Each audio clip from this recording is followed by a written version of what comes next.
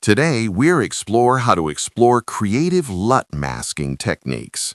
Start by opening your image and adding a color lookup adjustment layer.